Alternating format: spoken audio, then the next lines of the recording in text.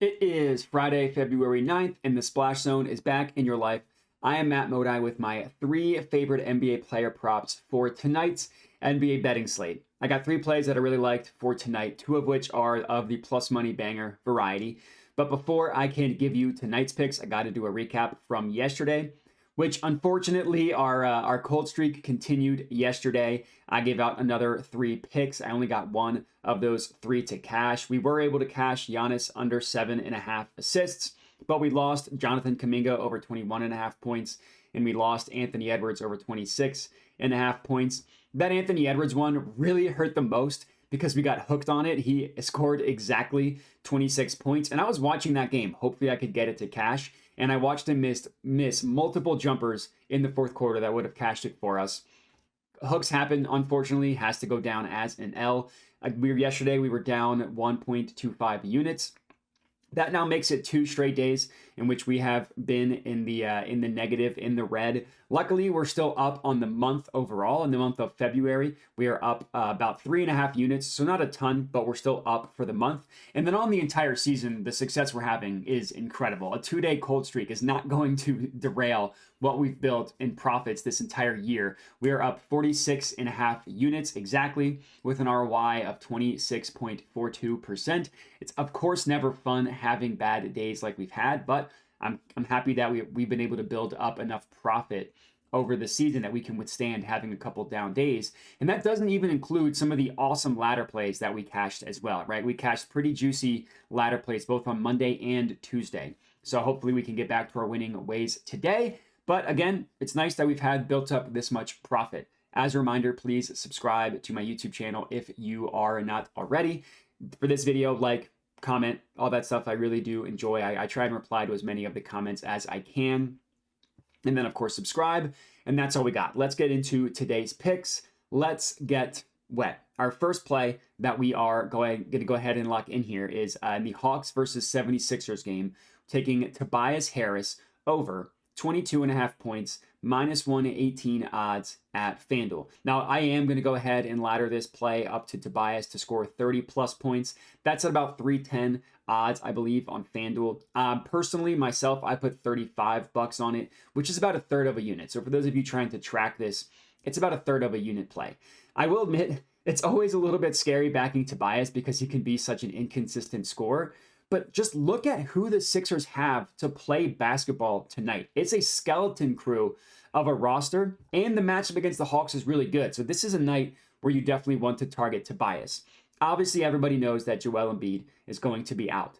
Well, let's go even further than that. Nicholas Batum is out. DeAnthony Melton is out. They traded away Marcus Morris and Furkan Korkmaz. They're out. DeAnthony Melton, he's also out. Robert Covington is out. They traded away Patrick Beverley. He's out. Jaden Springer, they traded him away. He's also out. There's just nobody left for the Sixers. And Tobias has shown the ability to be a 20-point-per-game scorer when he's basically the only option. It's really only him and Maxey that are left for the Sixers. And both of them are going to have the opportunity to get theirs. Watching Tobias in his ISO game and his jab step from the mid-range is never fun, but he can crap his way into 22, 25, 30 points when he can, especially in this matchup against the Hawks, right? According to props.cash, the Hawks are the third best matchup for small forward point props and the second best matchup for power forward point props. So whether Tobias plays the 3 or the 4, whether just basically if you're a forward, it's a juicy matchup when you play the Hawks. And I like looking at props.cash and how they grade positions and whether they're a good matchup or not, because they take into account where the sportsbooks price their over-under.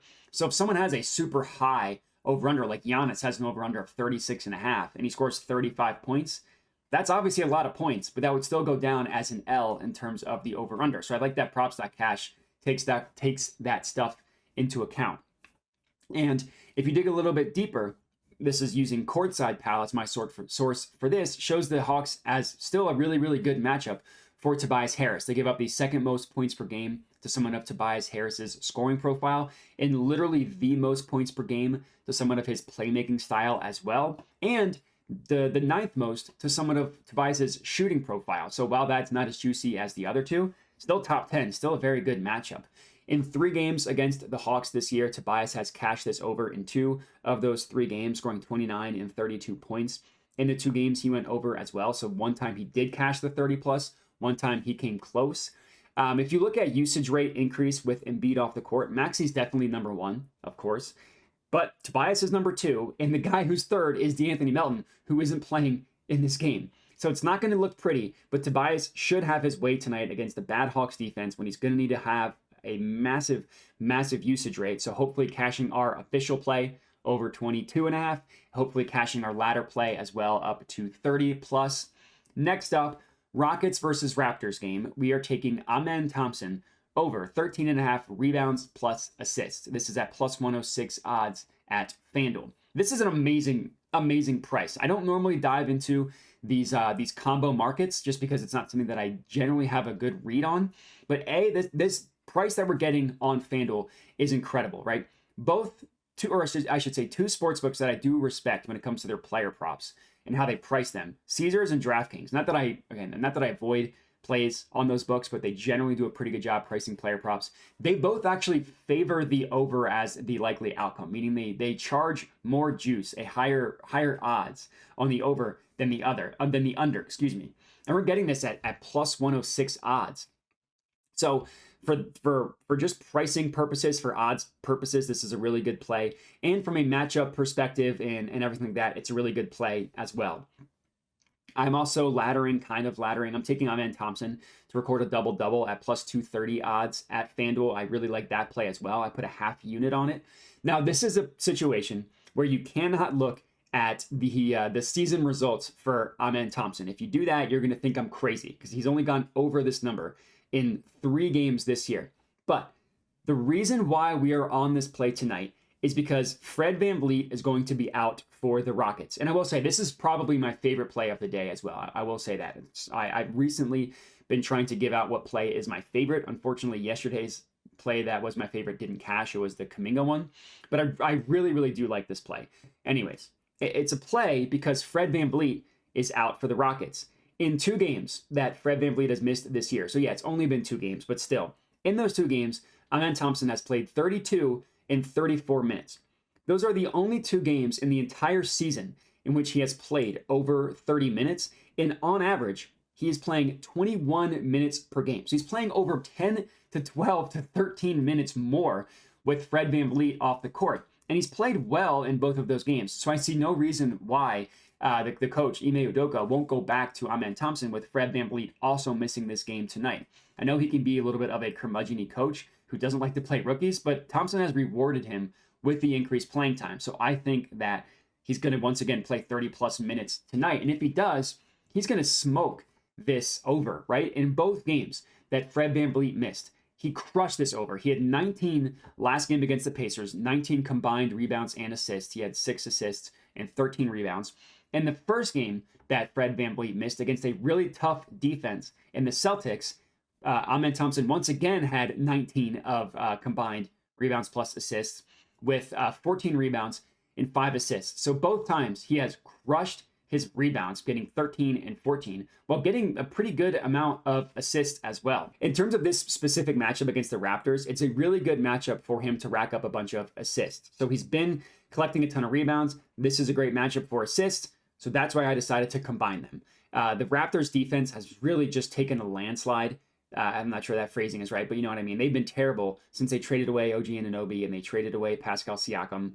According to Courtside Pal, they're allowing literally the most assists per game to someone of Amen Thompson's playmaking style. So with increased minutes, his assists should only increase as well. And he's had 5 and 6 in the 2 games that Fred VanVleet has missed. If you really wanted to get spicy, and I'll never blame someone for wanting to get spicy, you could take him to get 8 plus assists at plus 400 odds at FanDuel, or you could take him to get 10 plus assists for plus 1,000 odds at DraftKings. I think both of those are worth a sprinkle. As of right now, I've only officially locked in our official play of the rebounds plus assist in the half unit on the double-double as well. But I really do like pumping up his assists as well. I think really there's no way you could go about it that I wouldn't like for this matchup for Amen Thompson tonight. That's our second play. Third and final pick of the evening. And we're going back actually to the Hawks and 76ers game, and I'm taking Trey Young under 10.5 assists, plus 110 odds at Caesars. This is another play where we got a really good price, and I also like just from the matchup perspective as well. In terms of the odds, we got obviously plus 110 at Caesars. ESPN Bet and a couple other books actually favor the under. They price more juice towards the under than the over, telling you they think the under is more likely, which is kind of silly considering we got plus 110 odds. And then legitimately across the board, no other book even has this for plus money. This is the only book, Caesars is, that has this play for plus money. Every other book is for minus money. BetOnline is at minus 106. DraftKings at minus 105. FanDuel's at minus 104.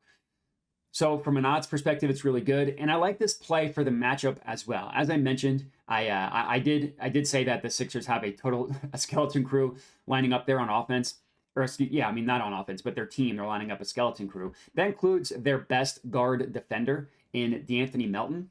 So I think this is going to be a game where Trey Young's going to be able to score a ton of points, and he's not going to need to play make a ton, right? He's just going to be able to get to the basket at will and probably score either at the rim or floaters or just in the step back game. Any way that Trey Young scores, which is a lot of ways, I think he'll be able to do against the Sixers. So if you wanted to take his points over, I wouldn't hate that. I thought the better value here was on the under assists, which is why that's what we went with. On the year, Trey is averaging about 11 assists per game, and he's gone over in 26 of 46. So he's cleared him well over half the time. So you're probably kind of like the Ahmed Thompson one. You look at that information, you're like, okay, well, why are you on this under? It's because there's no Clint Capella, right? One of his favorite lob partners, he gets a ton of assists per game, just lobbing it up to Clint Capella. And in the past 2 years, Trey has played 16 games without Clint Capella. He's only gone over 10.5 assists in 6 of those 16 games, averaging under 10 assists in those games as well. Now, another point that could be in our favor is if DeJounte Murray ends up missing. I know that might be counterintuitive because you would think, oh, Trey Young's going to do even more if Murray misses. But between Capella and DeJounte Murray, that's like 3 of his 11 assists that Trey averages per game combined between the two that would be missing in this game. Now, if Murray plays or not, I'm still going to like this play. That I do think that would actually be a bonus if he misses. But regardless, the under 10.5 assists for Trey Young, I really like. And that's all we got. 3 plays for you guys to lock in. Let's hope we can get back to our winning ways after 2 down days in a row. I appreciate all the kind words of everybody who's been rocking with me, whether it's on Twitter, whether it's on the YouTube comments as well. I appreciate everybody who's been nice. Granted, 2-day cold streak isn't the worst thing in the world. Not that it's fun, but could be a lot worse. Let's hope we can get back to our winning ways today. Make sure to like the video, comment, subscribe.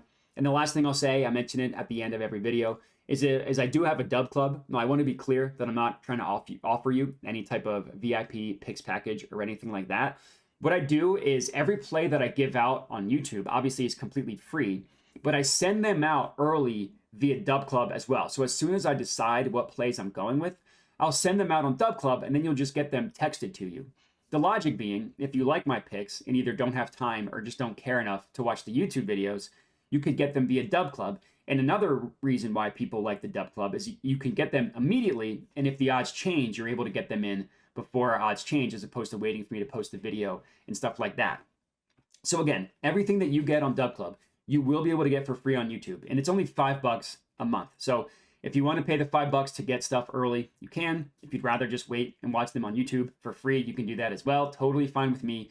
I just like to give people the option, and that's all we got. Appreciate everybody for watching, and have a good one.